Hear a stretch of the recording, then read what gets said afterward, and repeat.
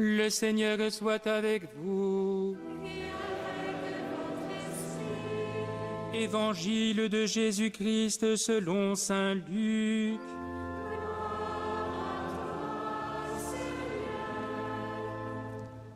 En ce temps-là, après son baptême, Jésus, rempli d'Esprit Saint, quitta les bords du Jourdain. Dans l'Esprit, il fut conduit à travers le désert, où pendant 40 jours, il fut tenté par le diable. Il ne mangea rien durant ces jours-là, et quand ce temps fut écoulé, il eut faim. Le diable lui dit alors: « Si tu es le Fils de Dieu, ordonne à cette pierre de devenir du pain. » Jésus répondit: « Il est écrit, l'homme ne vit pas seulement de pain. » Alors le diable l'emmena plus haut et lui montra en un instant tous les royaumes de la terre. Et il lui dit: « Je te donnerai tout ce pouvoir et la gloire de ces royaumes, car cela m'a été remis et je le donne à qui je veux. Toi donc, si tu te prosternes devant moi, tu auras tout cela. » Jésus lui répondit: « Il est écrit, c'est devant le Seigneur ton Dieu que tu te prosterneras, à lui seul tu rendras un culte. » Puis le diable le conduisit à Jérusalem. Il le plaça au sommet du temple et lui dit: « Si tu es le Fils de Dieu, d'ici jette-toi en bas, car il est écrit, il donnera pour toi à ses anges l'ordre de te garder, et encore, ils te porteront sur leurs mains, de peur que ton pied ne heurte une pierre. » Jésus lui fit cette réponse: « Il est dit, tu ne mettras pas à l'épreuve le Seigneur ton Dieu. » Ayant ainsi épuisé toutes les formes de tentation, le diable s'éloigna de Jésus jusqu'au moment fixé. Acclamons la parole de Dieu.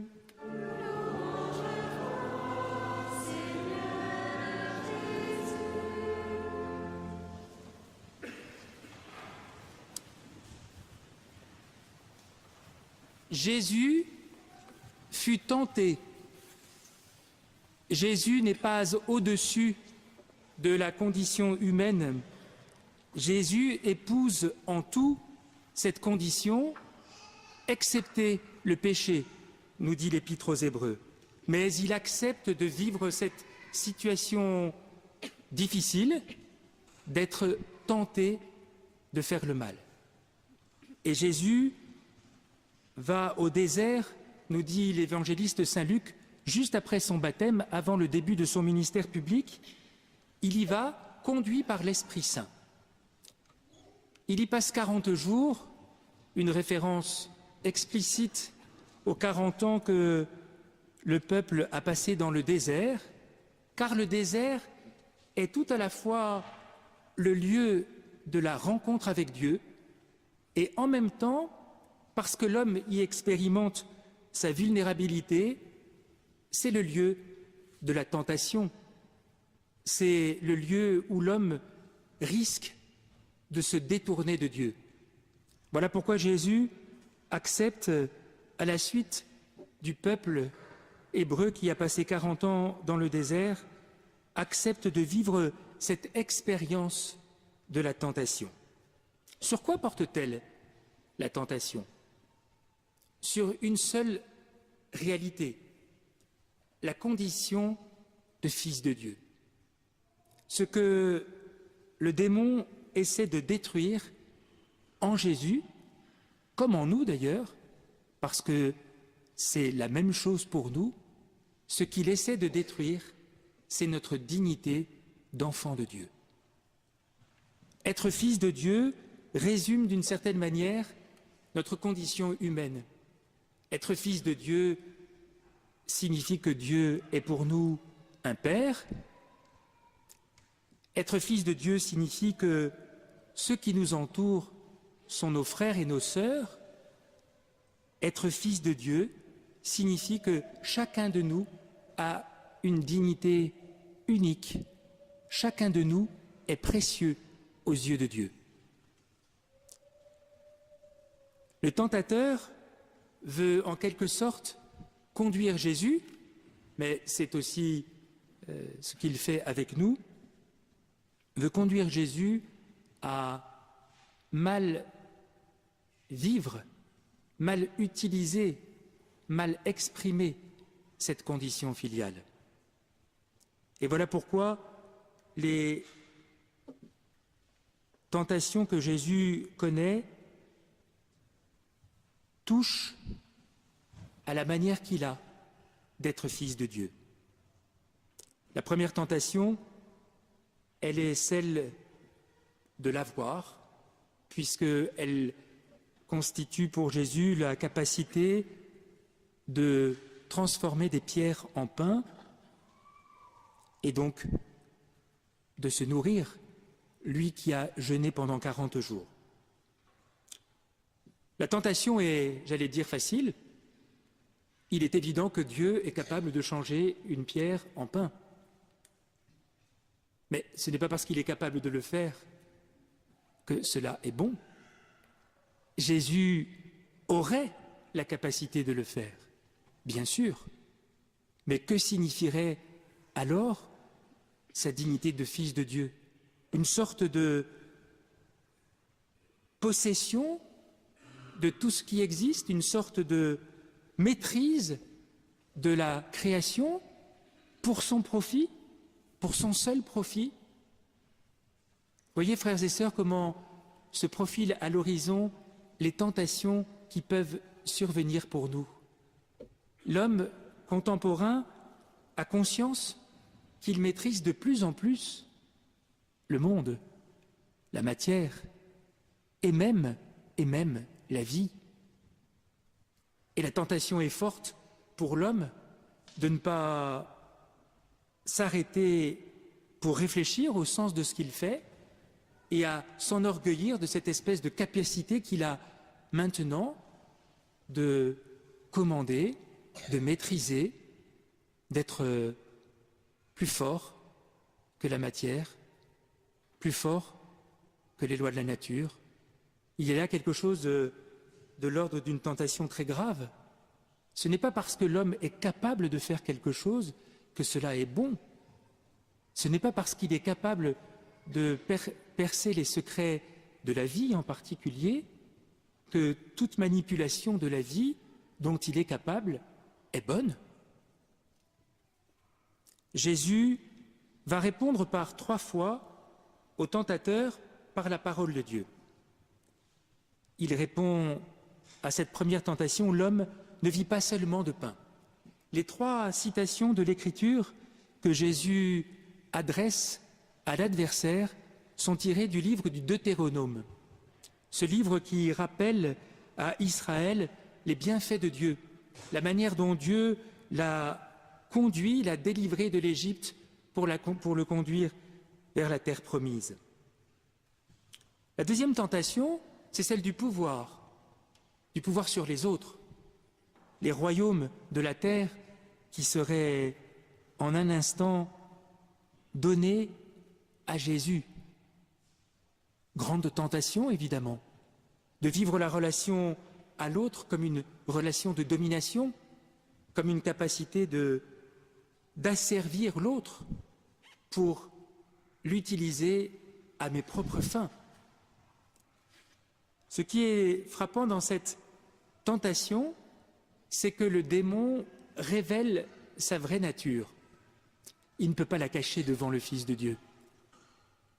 Le démon dit « Je te donnerai tout ce pouvoir si, d'abord, tu te prosternes devant moi. » Autrement dit, il veut d'abord obtenir cette soumission de Jésus avant de lui promettre, évidemment, une réalité qui est fallacieuse, car rien ne lui appartient.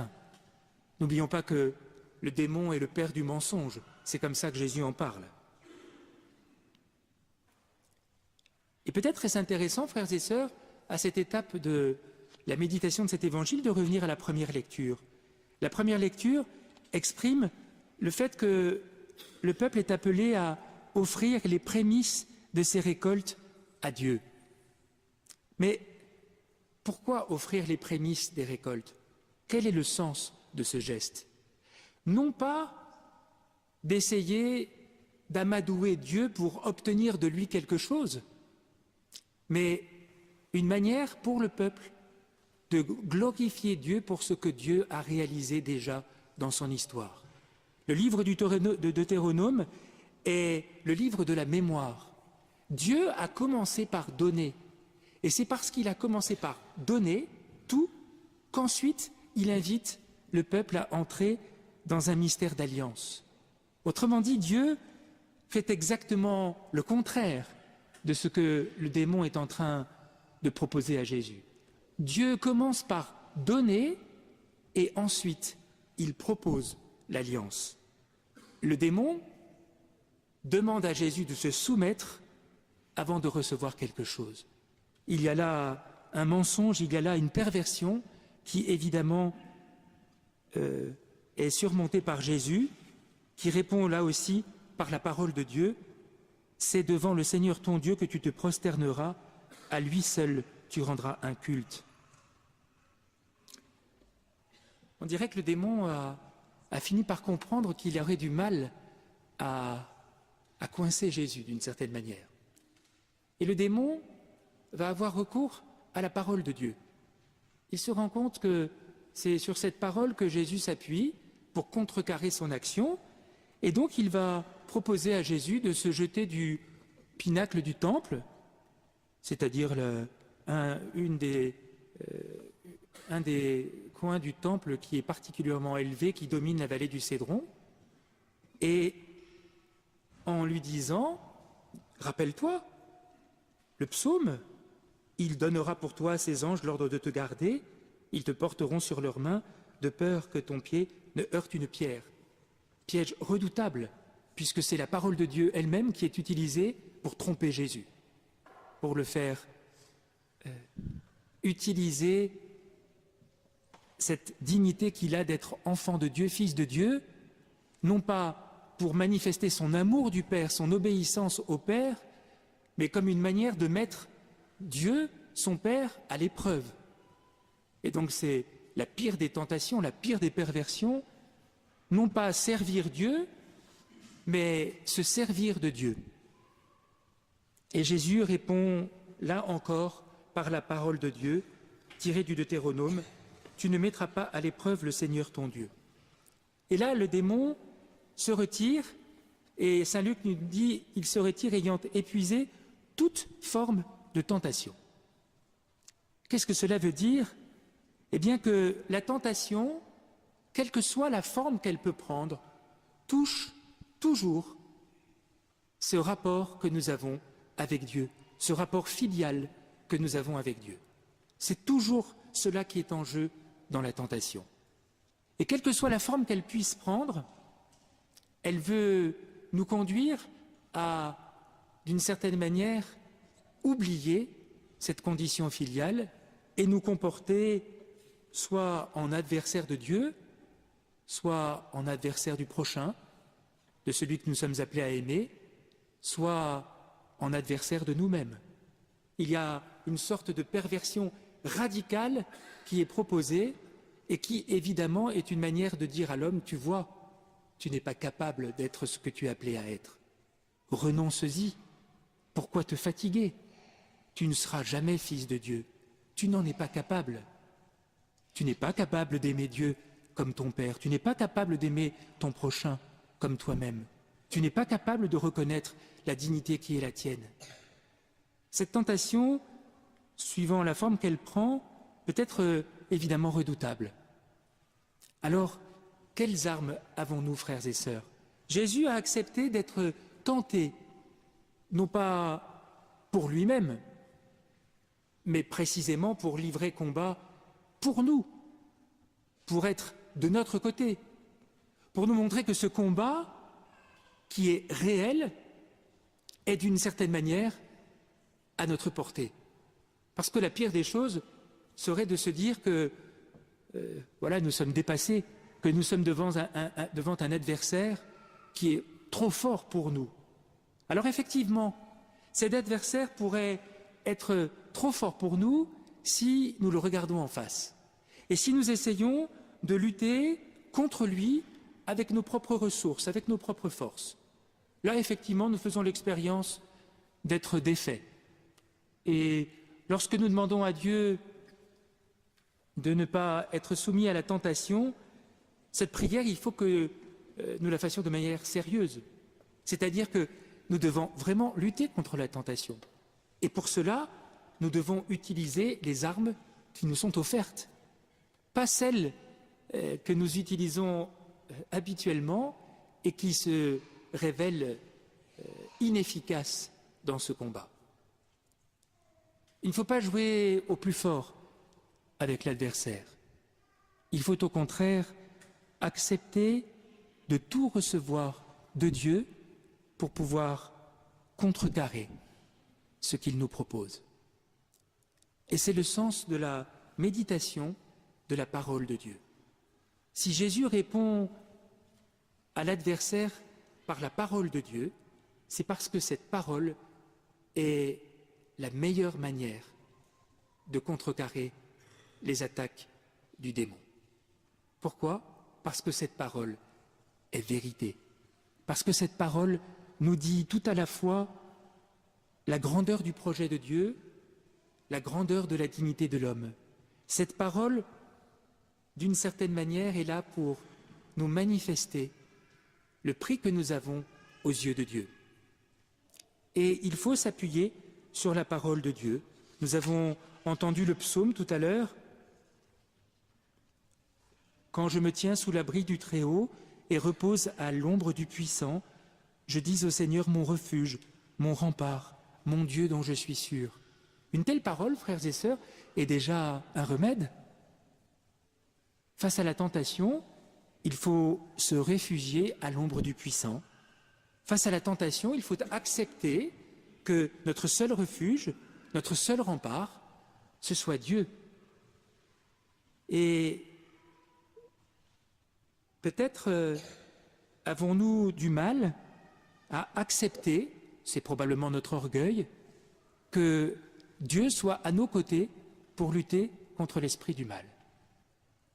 Et donc la parole de Dieu nous aide à avoir cette attitude juste à l'égard de ce combat. La deuxième chose peut-être, et je terminerai par là, c'est que, évidemment, vous l'avez vu vous-même, nous l'avons vu dans ce passage de l'Évangile, la parole de Dieu n'est pas un remède magique, évidemment.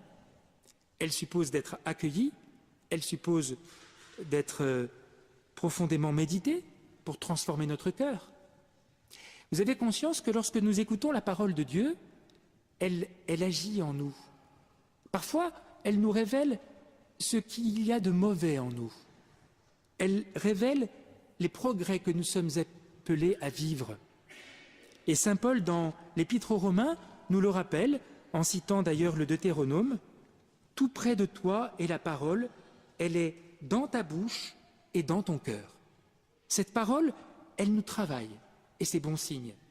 Cette parole, elle ne nous laisse pas tranquilles, et tant mieux, parce que ça veut dire qu'elle agit en nous. Et fondamentalement, cette parole nous révèle que nous sommes vraiment enfants de Dieu, et que nous sommes appelés à l'être, et à l'être toujours davantage.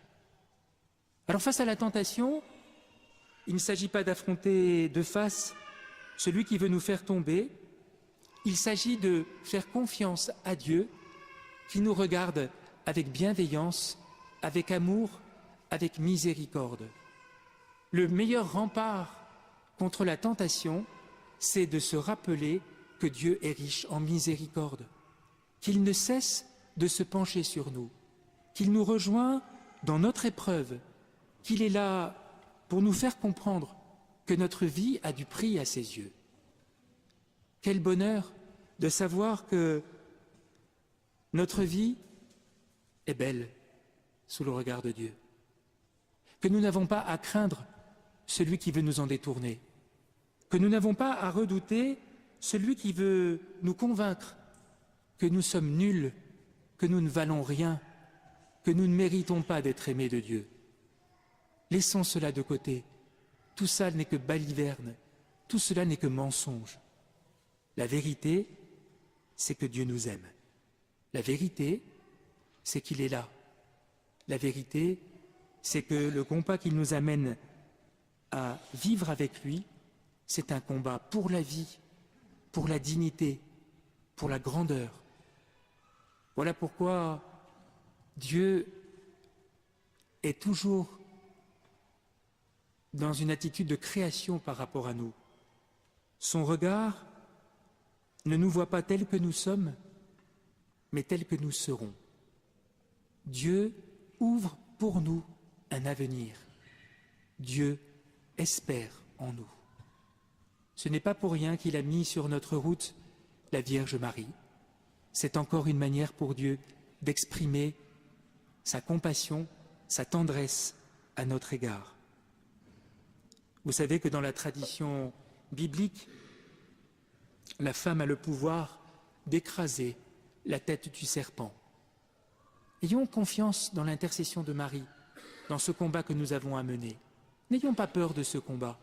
Soyons certains que Marie est là, elle aussi, à nos côtés, et qu'elle nous rend victorieux pour la gloire de Dieu, pour notre bonheur et pour le salut du monde. Amen.